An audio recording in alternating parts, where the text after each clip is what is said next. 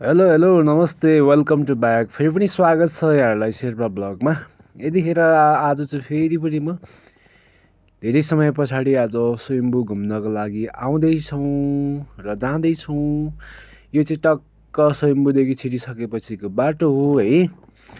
र यहाँहरूलाई आज म देखाउने छु स्वयम्भूको अवस्था कस्तो छ त।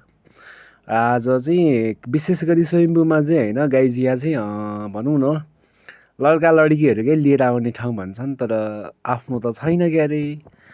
सिङ्गल हुन गाह्रो छ नि, एक्लै सरर आइयो होइन, मजाले आइयो। अनि टक्क यो चाहिँ यहाँ क्यामराम्यानहरू यहाँ बस्दो रहेछ है, यो टर्निङ हो। टक्क यहाँ चाहिँ भन्छ नि फोटोग्राफरहरूले चाहिँ यहाँ फोटो खिचेर चाहिँ पैसा कमाउने गर्छन् अरे। अनि यहाँ यसरी हिँडिरहेको छ हेर्नुहोस् त, जोडी जोडी हिँडिरहेको छ। आफू त सिङ्गल परियो क्यारे, के गर्ने होइन। अरूको जोडी हेऱ्यो गाई छैन, अनि भनौँ न थुक्नु ल्याऊ हिँड्यो त्यही त छ नि होइन र। अनि टक्क यहाँ चाहिँ माथि डाँडा देखिरहेको छ, यहाँ पार्किङहरू हो यो टुरिस्टहरू गाडी।